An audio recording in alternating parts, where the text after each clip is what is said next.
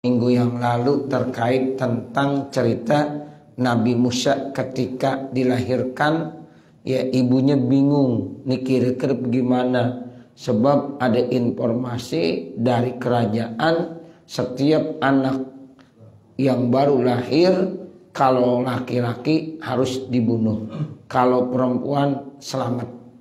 Nah itu ya aturannya.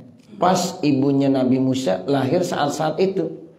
Ya, jadi lahir saat-saat memang ada informasi setiap ada bayi laki-laki mesti harus dibunuh.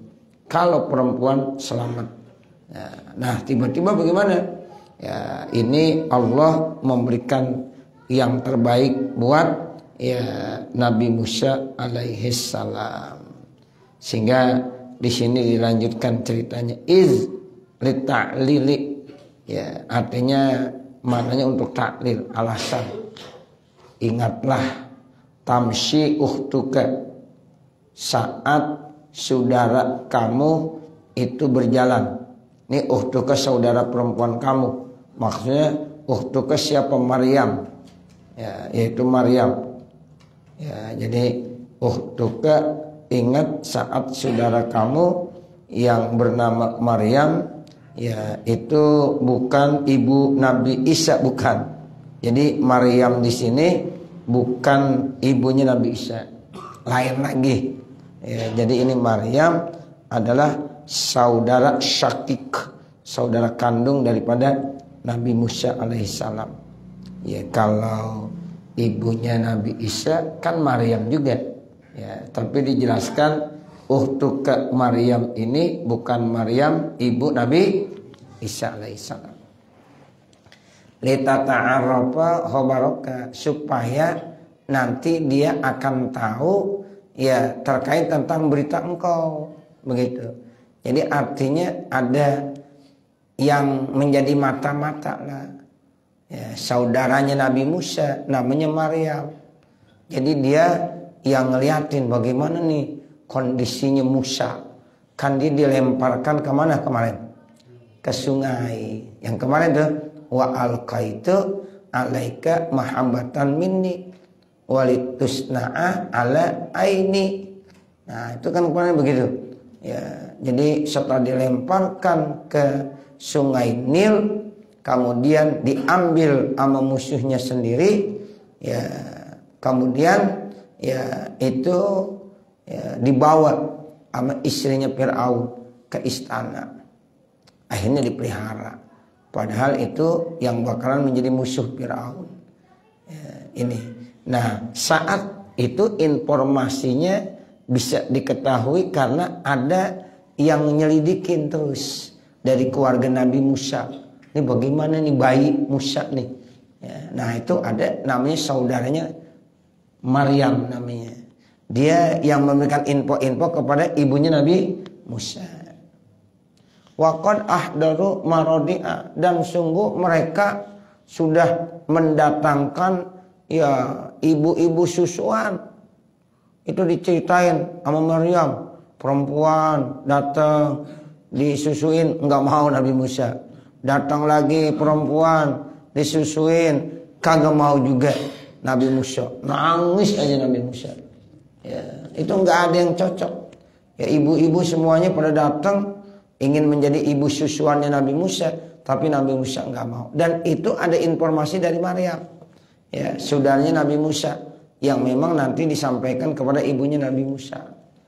Tuh begitu. Jadi wa anta, engkau Nabi Musa, latakbalu, tidak mau nerima sadia wahidati minha, yaitu puting dari salah satu daripada ibu-ibu susuannya. Pokoknya ketika disodorkan untuk nyusu, Nabi Musa nggak mau. Cari lagi orang perempuan, datang lagi ke istana, disodorin lagi, Nabi Musa nggak mau. Ya, oh udah perempuan semuanya, nggak ada yang mau. Ya, satu saja di mau siapa? Ibunya. Ya, dikasih tahu tuh sama Maria, udah coba kamu kesana aja, mudah-mudahan aja ntar kamu jadi keterima jadi ibu susuannya sebagai pengasuh di istana. Padahal memang itu anak-anaknya. Itu Allah yang atur semuanya. Subhanallah. Ya, Allah tuh ya ngatur itu semuanya. Ya, jadi ya diambil, kemudian ya nggak cukup Nabi Musa-nya aja di sana, tapi akhirnya Allah ketemukan ya dengan ibunya. Kenapa? Karena ya nggak ada yang mau diterima sebagai ibu susuan sama Nabi Musa, karena Nabi Musa nggak mau. Ya, tapi ketika didatangkan ibunya, baru dia mau. Ya, akhirnya itu benar tuh. Ya, diketemukan kembali. Kan Allah janjiin begitu. Udah, pokoknya buang aja itu bayi kamu. Entar juga ketemu lagi. Tuh, bener kan?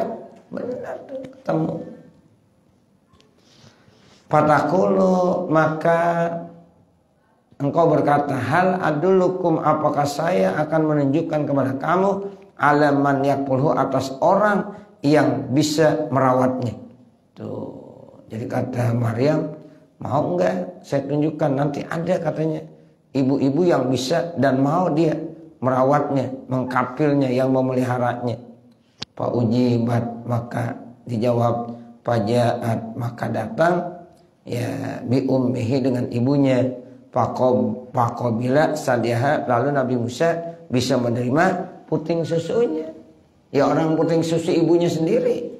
Ya, nah udah pas banget didatangkan ibunya Nabi Musa, ya udah cocok. Ya, jadi akhirnya dia yang menyusukan, tuh begitu. Ya, jadi yang lain-lain dia nggak mau. Ya, tapi pas banget di tangan ibunya, ya udah dia bisa ya sebagai kafilnya. Nah itulah ya urusan Allah Subhanahu wa ta'ala. Ada yang bilang di beberapa tafsir, ibunya menyusukan Nabi Musa itu cukup lama juga, sampai 3 bulan, ada yang bilang 4 bulan. Ya, begitu. Kalau Nabi Muhammad kan pada saat lahir ibunya nyusin cuma seminggu. Habis itu disusukan oleh ibu susuan. Karena memang di kalangan orang Arab begitu. Jadi kalau seorang ibu melahirkan, disusuin nggak lama, seminggu, kemudian dicarikan tukang susu. Makanya ada namanya ya itu mahram birrodok. Gitu. Ada mahram dengan sebab susuan. Ya, itu jadi Nabi Muhammad tuh ama yang menyusui ibunya Halimatus Sa'diyah Suwaitul Aslamiyah. Nah, dia nggak batal Nabi Muhammad, walaupun dia bukan ibu kandung, namanya ibu apa? Ibu susuan. Dengan anak-anaknya juga nggak ada yang batal. Jadi kalau misalnya nih ya Suwaibatul Aslamiyah punya anak perempuan, Nabi Muhammad nggak batal, ya nggak boleh menikah. Itu namanya mahram birrodok. Atau ada orang lain yang kemudian nyusunya sama Suwaibatul Aslamiyah perempuan. Nah Nabi nyusunya sama Suwaibatul Aslamiyah juga. Nah itu namanya saudara sesusuan, nggak boleh nikah juga. Begitu. Jadi di kalangan orang-orang Arab itu udah terbiasa. Kalau seorang ibu melahirkan, nyusuin seminggu, 2 minggu, kemudian diteruskan sama ibu susuan. Nah kalau Nabi Musa emang itu di awal-awal ya udah nggak ada yang bisa nyusuin. Emang Nabi Musa nggak mau. Ya akhirnya didatangkan berapa banyak ibu susuan, satu pun nggak ada yang ya diterima sama Nabi Musa. Ya terus datang ibunya. Nah akhirnya ibunya tuh yang diterima. Ya dalam satu riwayat ibunya itu menyusui sampai 3 bulan, kil 4 bulan. Jadi lama juga, 3 bulan di istana. Ya, nah ketemu terus sama Nabi Musa alaihissalam. Faraja'naka ila umika, maka kami kembalikan engkau wahai Nabi Musa ila umika, kepada ibu kamu. Tuh begitu. Nabi Musa dikembalikan lagi, ketemu lagi sama siapa? Sama ibunya Nabi Musa alaihis salam. Kaita qarra ainuha, supaya ya tenang, sejuk ya pandangan kamu. Tuh taqarra ainuha, jadi menjadi sejuk matanya. Qurratu a'yun kan begitu. Ya, jadikan anak itu sebagai qurratu a'yun, penyejuk mata. Ya, jadi pas Nabi Musa bisa ketemu dengan ibunya, kata ibunya, ini Musa menjadi qurratu ain, sebagai penyejuk mata. Ya, jadi seorang anak itu kalau menjadi penyejuk mata bagus. Berarti anak-anaknya yang soleh. Itu Rabbana hablana min azwajina wa dzurriyyatina qurrata a'yun waj'alna lil muttaqina imama. Jadi kalau ada orang tua punya anak-anak yang soleh, punya anak yang soleha, itu menjadi penyejuk mata buat orang tuanya. Ya, istimewa. Ya, seperti itu. Biliqa'ika dengan sebab ya bertemunya engkau. Jadi ya Nabi Musa ibunya itu senang banget dengan sebab bisa ketemu dengan ya anaknya Nabi Musa alaihi salam. Wala tahzan hina izin, dan kamu tidak berduka tuh. Kaita qarra ainuha wala tahzana gitu bacanya. Supaya ya dengan datangnya ibunya ketemu Nabi Musa itu menjadi penyejuk mata, dan ya kamu tidak berduka lagi. Udah nggak usah berduka lagi, udah ketemu ya. Udah ketemu. Hina izin ketika itu. Wa qatalta nafsan, dan engkau ya qatalta telah membunuh nafsan, satu orang. Ini Nabi Musa. Nabi Musa pernah juga membunuh satu orang. Huwal Kibti, yaitu orang dari suku Kibti di Misra, ya di Mesir. Kan ada cerita tuh. Nabi Musa pernah mukul orang Kibti, sekali pukul mati. Kalah Elias Pikal. Itu Nabi Musa dikategorikan sebagai orang yang kuat. Ya, seorang ya remaja saat itu, pemuda yang kuat. Ya, jadi terjadi pertengkaran orang laki Kipti dengan ya dari sukunya Nabi Musa. Nabi Musa itu pengen belain, ya artinya pengen melerai daripada dua orang yang sedang bertikai, tapi yang dari suku Kipti ini ya enggak nerimain. Akhirnya ya Nabi Musa enggak sabar, dipukul tuh. Sekali pukul doang pada, sekali pukul mati. Nah, kan repot tuh. Ya akhirnya Nabi Musa lari dari tempat itu ya ke Madian dan ketemu dengan putranya Nabiul Syuaib. Nah disitulah akhirnya ya dia dinikahkan dengan ya putrinya Nabiullah Syuaib. Ya, itu menikah jadinya. Nah ini ceritanya waqatal tanafsan, engkau membunuh seseorang. Huwal Kipti, yang dibunuh itu seorang laki-laki Kipti ya di Misra. Jadi ada suku Kipti ya di Mesir. Ya, jadi di Mesir itu ada orang aslinya namanya suku Kipti. Makanya Nabi punya istri ada namanya Mariatul Kiptiyah. Berarti orang Mesir. Jadi Nabi Muhammad dapat budak dari Mesir hadiah. Ya, cantik sekali. Ini Maria Kiptiyah namanya. Kemudian dijadikan istri sama Nabi Muhammad sallallahu alaihi wasallam. Nah, seperti itu. Ya. Nah, ini namanya Al-Kipti. Ya, Kipti itu suku. Ya, suku yang ada di kota Mesir. Maka kalau dibilang Mariatul Kiptiyah, Maria orang Kiptiyah. Ya. Ini orang Kampung Baru, ini Mariatul Kiptiyah. Ya. Mestinya jangan Mariatul Kiptiyah, Maria Kampung Baru ya. Nah, begitu ya. Nah, jadi Mariatul Kiptiyah, Kiptiyahnya itu dari Kipti, Mesir. Ya, dia orang Mesir. Pagatamamtu liqatlihi, maka ya engkau bingung tuh, atau pagatamamta liqatlihi, maka engkau merasa bingung. Ya, bingung liqatlihi karena ya membunuhnya, min jihati Fir'auna, dari segi Fir'aun. Nah, diingat-ingat tuh. Ya, jadi dikejar-kejar sama Fir'aun.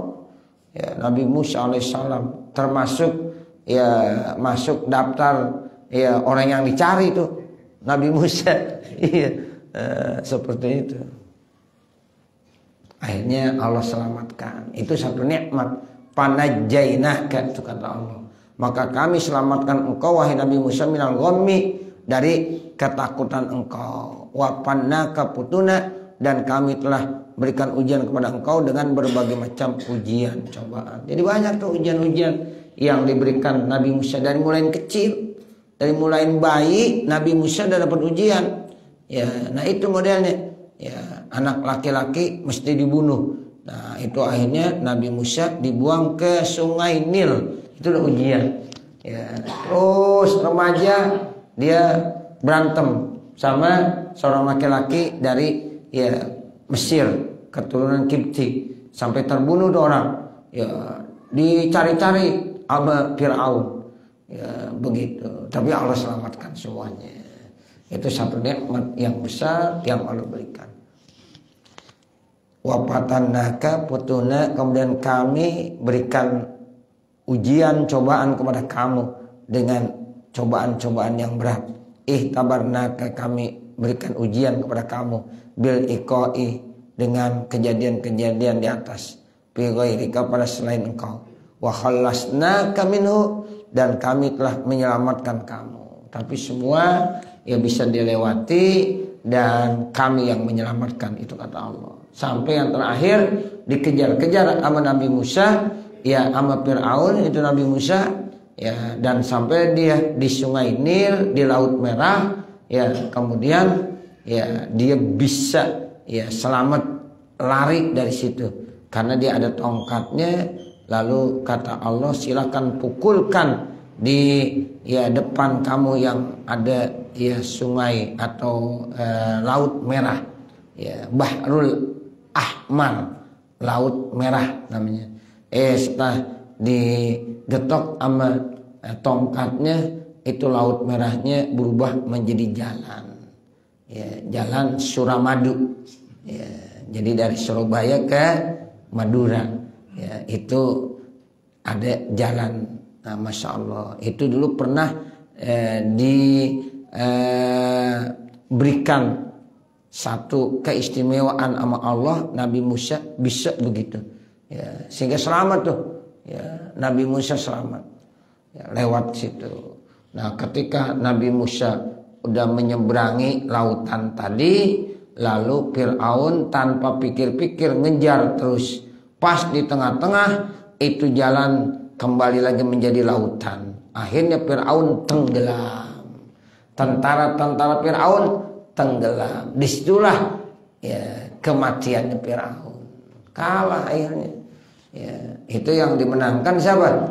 Nah, Nabi Musa dengan pertolongan Allah Subhanahu wa taala. Ya, itu yang disebut dengan panajainaka, kami selamatkan. Kami selamatkan engkau wahai Nabi Musa dari berbagai rasa takut dan cobaan-cobaan.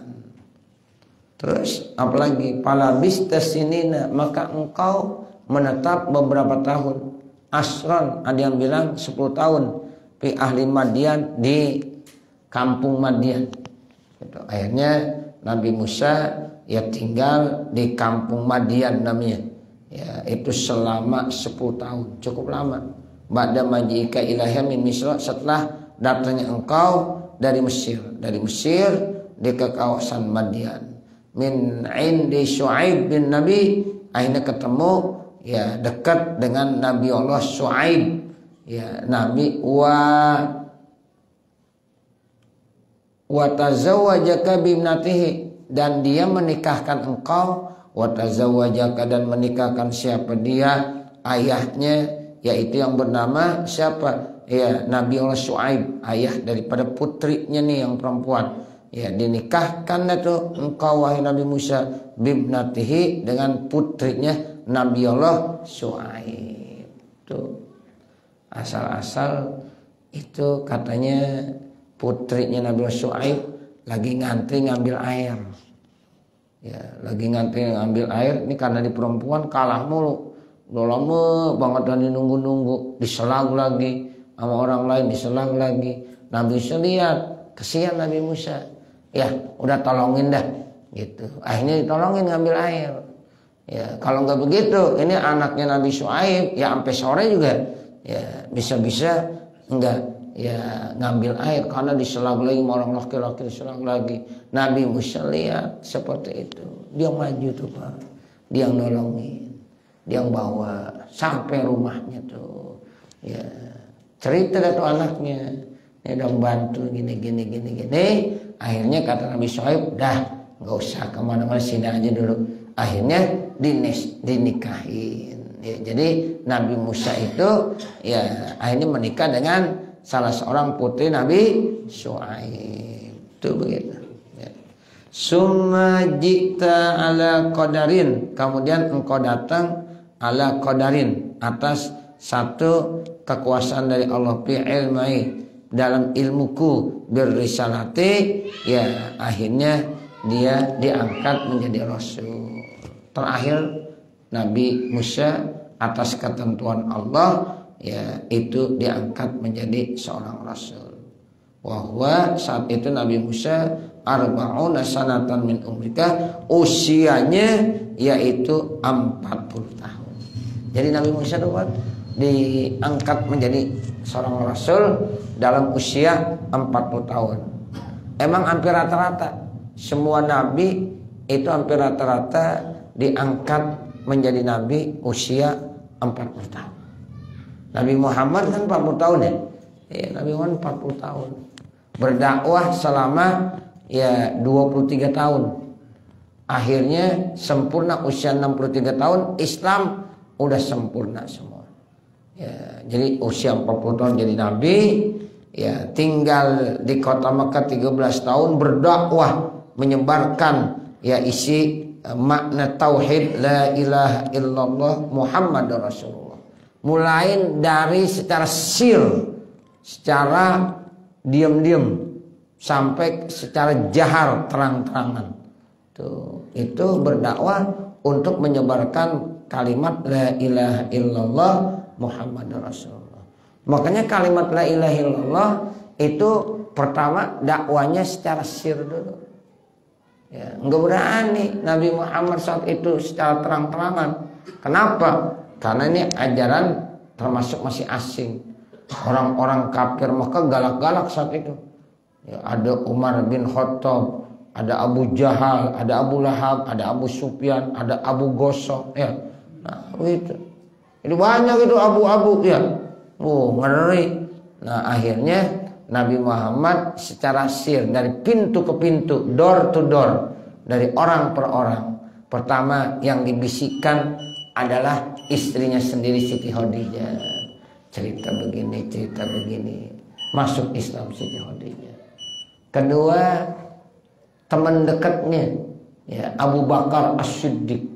Ya Abu Bakar tuh teman dekatnya, ya dibisikin, nih dakwah ya dengan cara yang baik. Ternyata Abu Bakar terima, diberi iman.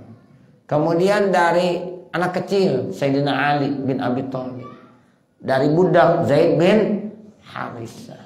4 tuh pertama. Tuh.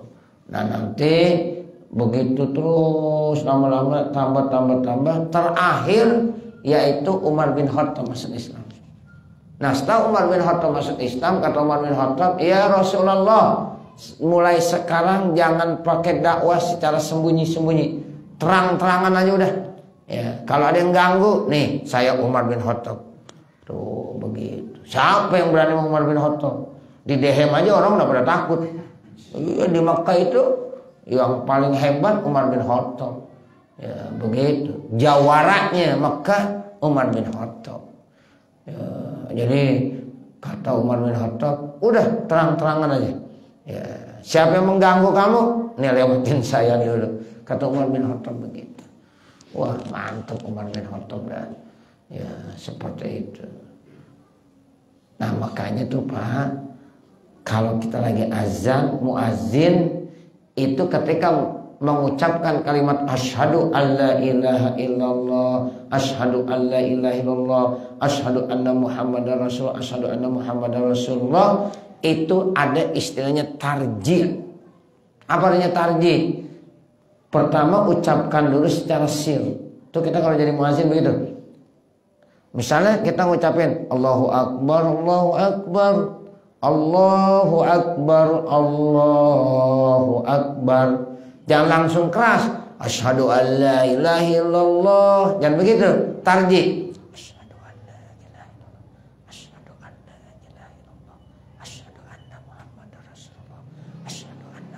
baru keras. Asyhadu an la ilaha illallah. Asyhadu an la ilaha illallah. Asyhadu anna Muhammadar Rasulullah. Terus begitu. Ya, itu namanya dalam seorang yang muazin ya mengamalkan tarjih. Ya, disunahkan tarjih. Saya ulangi. Allahu akbar, Allahu akbar. Allahu akbar, Allahu akbar.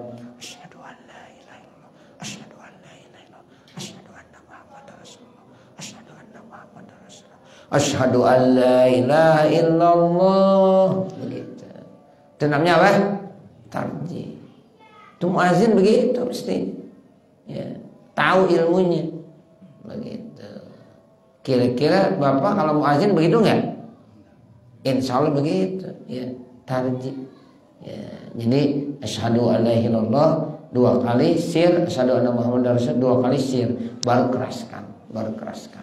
Itu karena tadi itu ya, Nabi Muhammad menyebarkan kalimat la ilaha illallah Muhammadar Rasulullah pertama secara sir, yang kedua secara jahar. Nah, orang kalau lagi muazin ingat sejarahnya. Oh, kenapa sir baru jahar? Itu begitu. Ya, kadang-kadang saya perhatiin muazin ada yang begitu ngamalin, tapi ada juga yang kagak. Ya, nah kalau udah pada ngaji, amalin. Ilmu kan perlu diamalin. Ya, oh saya jadi muazin nih, ngamalin tarjih namanya. Jadi tarjih itu hukumnya apa? Sunnah. Begitu. Tapi emang jarang sih muazin yang bisa ngamalin tarjih, jarang. Kecuali orang-orang tertentu yang memang dia ngaji dan dipraktikin. Ya, seperti itu. Jadi saya sampaikan kepada Bapak Saudara, ketika Bapak jadi muazin baik di masjid maupun di mushola, nah amalin itu namanya tarjih, seperti itu. Jadi panajjaina kaminal ghammi wa fatana kaputuna palabis tasinina fi ahli Madyan. Jadi ahli Madyan. Begitu. Ya, jadi palabista maka engkau diam sini beberapa tahun. Ya, ada yang bilang 10 tahun fi ahli Madyan, di Madyan. Ba'da maji'ika ilai, setelah datangnya engkau ilaiha kepada seorang perempuan min Misra, dari Mesir, min indi Syuaib, yaitu di sisi Nabi Syuaib an-Nabi, wa tazawwajaka ibninati, dan dia menikahkan engkau dengan putrinya. Summa ji'ta ala qadarin, kemudian engkau ya datang ala qadarin atas kekuasaan Allah, fi ilmi, dalam ilmuku, bir risalati, diangkat menjadi rasul, wa huwa arba'una sanatan, dan dia Nabi Musa usianya 40 tahun, min umrika, dari usia atau dari umur kamu. Jadi Nabi Musa diangkat menjadi seorang nabi. Ya Musa, wahai Nabi Allah Musa, wastona'atuka, dan saya telah memilih engkau. Artinya sona'tuka itu ikhtartuka, wastona'tuka, dan saya, kata Allah, telah memilih kamu ya, linafsi, untuk diri saya, bir risalati, diangkat menjadi rasul. Ya, itu usianya 40 tahun. Kenapa sih rahasianya kalau orang diangkat menjadi rasul, para nabi-nabi itu rata-rata usianya 40 tahun? Karena usia 40 tahun udah matang. Ya. Orang kalau usia 40 tahun tuh usianya udah matang. Kalau belum 40 tahun belum. Kadang-kadang kesadaran beragama seseorang masih ya, dia ke kanan, dia ke kiri, belok kanan, belok kiri. Tapi kalau udah 40 tahun biasanya udah matang tuh. Udah benar-benar sekali. Makanya orang kalau udah usia 40 tahun ya masih ya enggak benar, ya enggak bisa ditungguin lagi dah. Ya udah 40 tahun masih begitu aja. Ya begitu. Kalau usia 20 tahun masih suka begini begitu, masih ada perubahan. Mudah-mudahan suatu saat nanti dia bisa baik. Karena usianya belum matang, masih labil. Tuh kalau 20 tahun 30 tahun kan ya masih sedang muda-mudanya. Kalau nakal lagi nakal-nakal banget tuh. Ya, tuh 20 tahun, 30 tahun. Ya, begitu. Tapi nanti dia akan menyadari sendiri. Ya, 30 tahun, 35, pas 40 tahun. itu udah usianya matang. Kalau mangga tuh udah mengkel. Ya, begitu tuh 40 tahun. Ya, makanya orang kalau udah 40 tahun masih kagak benar juga kata Nabi, susah dah nih. Ya, ini udah tandanya ya kaki kanannya udah ya menginjak api neraka. Tuh, ngeri. Jadi kalau udah 40 tahun masih kagak benar juga, susah. Apa yang mau diharapkan? Seperti itu. Nah biasanya orang kalau udah 40 tahun ya udah banyak yang benar tuh. Ya, kalau 40 tahun masih kagak benar juga mau ngapain? Ya begitu. Makanya orang kalau masih muda benar itu Masya Allah hebat dah. 20 tahun Masya Allah masih 20 tahun tapi rajin ibadahnya, tekun ibadahnya. 30 tahun tekun ibadahnya. Ya itu udah mantep itu. Nah mudah-mudahan dia bisa istiqomah terus. Ada juga yang 20 tahun masih ya belum baik banget dah ibadahnya. 30 tahun sadar-sadar 40 tahun. Udah 40 tahun tuh Masya Allah baik banget udah. Ya udah ibadahnya itu udah tekun banget istiqomah. Nah itu namanya usianya udah matang. Begitu. Nah mudah-mudahan ya orang-orang yang usianya udah matang 40 tahun terus sampai hayatnya dia bisa terus baik, dan kita berharap begitu. Ya, ini rata-rata di sini udah 40 tahun atau belum 40 tahun nih? Ya, kayaknya belum kali ya. Ya, ada yang 30 tahun, ada yang 20 tahun ya. Yang 40 tahun di sini ya masih jarang. Ya, iya kan? Si muda-muda semua misalnya di sini ya. Nah, begitu. Jadi walaupun belum 40 tahun tetap kalau kita pengennya benar ya, biar udah istiqomah. Nah apalagi udah 40 tahun. Ya Allah ente udah 40 tahun masih kagak bener aja, mau ngapain? Nah begitu. Ya. Itu rahasianya. Kenapa Nabi diangkat menjadi Rasul ya usia-usia 40 tahun. Nah itu kata ulama-ulama usia 40 tahun itu sudah mateng. Ya, udah stabil, kagak labil lagi. Tuh, secara umumnya begitu. Makanya kalau imam kita kalau udah usianya 40 tahun insya Allah dah ya kita udah lebih tenang hati kita. Begitu.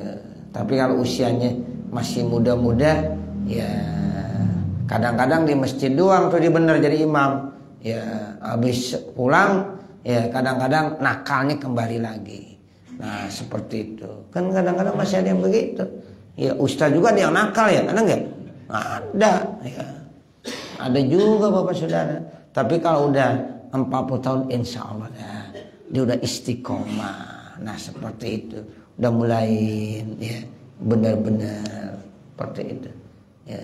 Jadi ini diharapkan ya orang yang udah usianya 40 tahun udah matang. Itulah Nabi diangkat pada usia 40 tahun.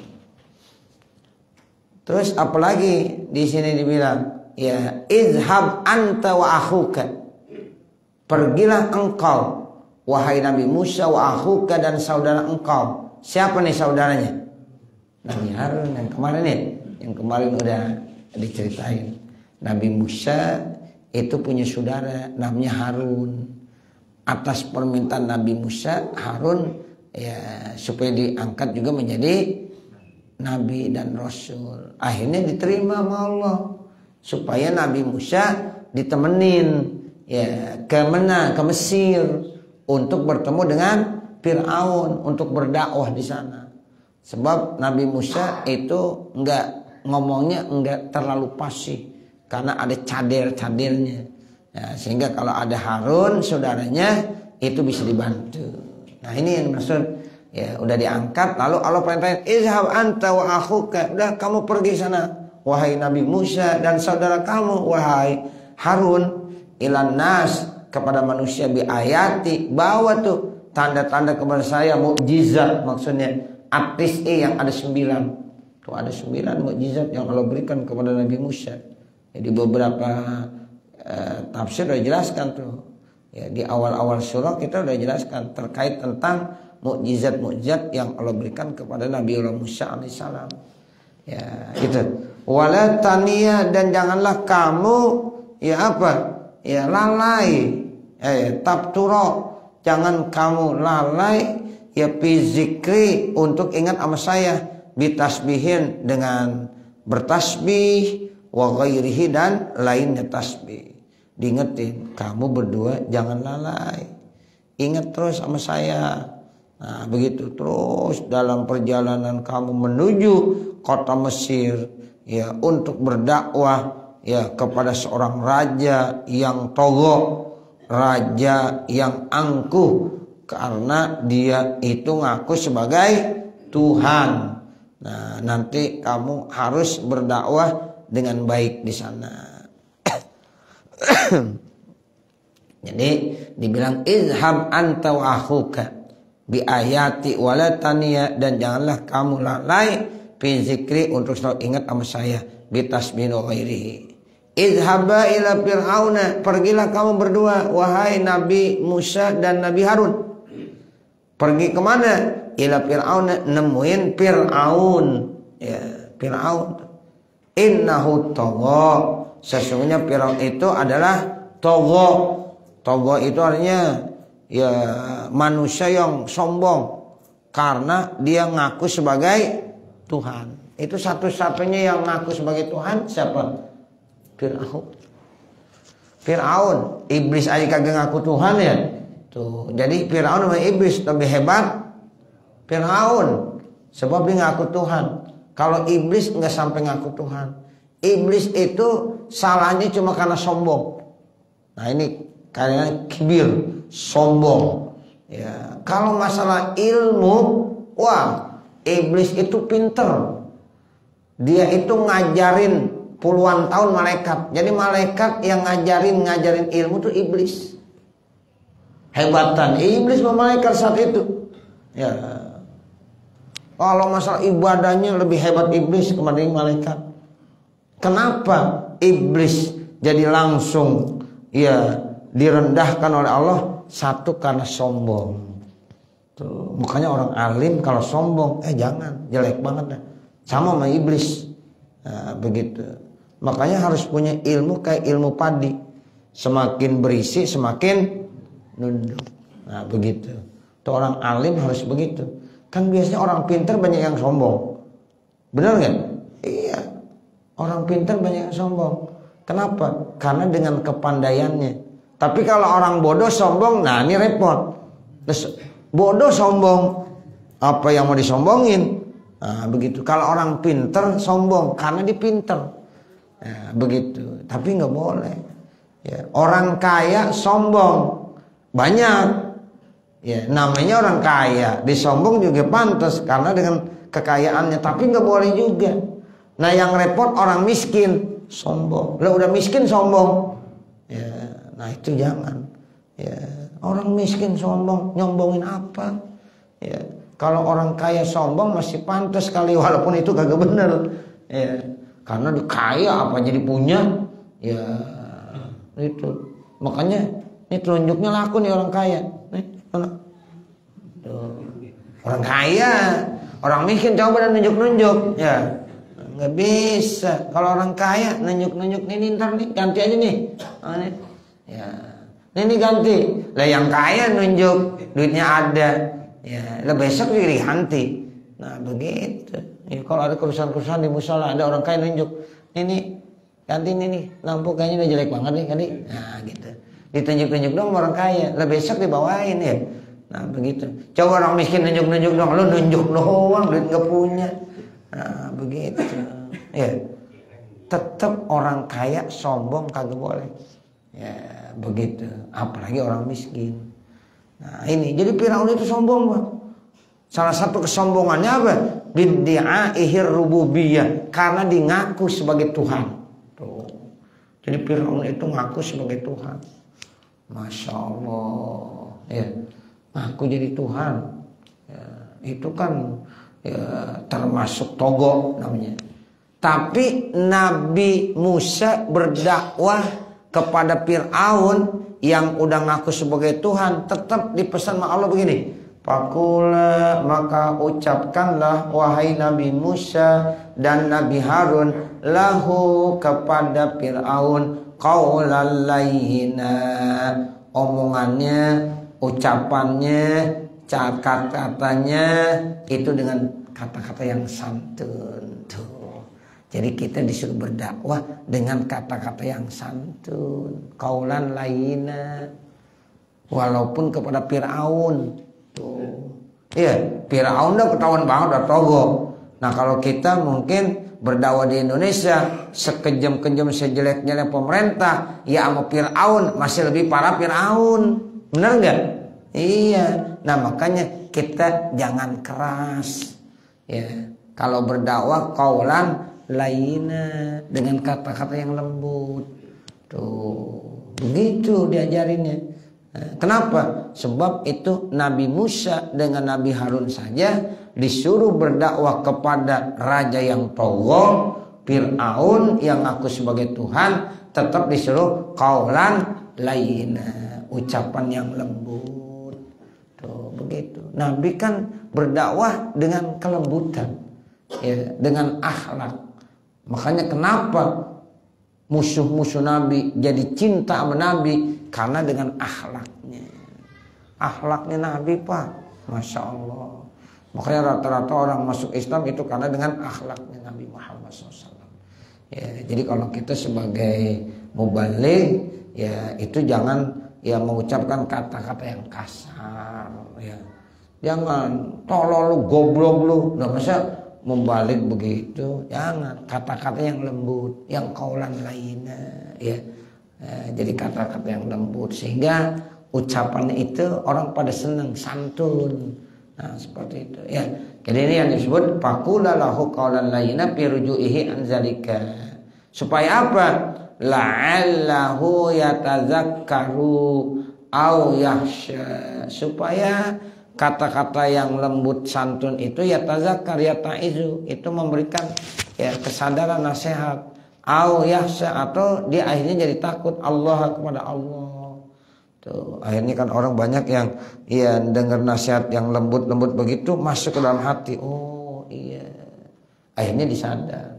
Atau membuat dia jadi takut kepada Allah. Innama yakhshallaha min ibadihil ulama'u. Ya, fayarji'u, maka ia kembali, wa tarji, dan harapan bin nisbati ilaihima, dinisbahkan kepada keduanya, li ilmihi ta'ala, karena dengan pengetahuannya Allah Subhanahu wa taala, bi annahu la yarju, bahwasanya ia tidak akan kembali. Nah sampai situ. Nanti baru qala rabbana dan seterusnya. Mudah-mudahan apa yang kita baca ada manfaatnya. Amin ya rabbal alamin. Wassallallahu ala sayyidina Muhammadin wa ala alihi wa sahbihi wasallam. Walhamdulillahi rabbil alamin. Al-Fatihah. A'udzubillahi minasyaitonir rajim. Bismillahirrahmanirrahim. Alhamdulillahi rabbil alamin. Ar-Rahmanir Rahim. Maliki yaumiddin. Iyyaka na'budu wa iyyaka nasta'in. Ihdinas siratal mustaqim. Siratal ladzina an'amta 'alaihim ghairil maghdubi 'alaihim waladdallin. Rabbi ighfirli wa li walidayya amin. Bismillahirrahmanirrahim. Alhamdulillahi rabbil alamin. Allahumma shalli ala sayyidina Muhammad wa ala ali sayyidina Muhammad.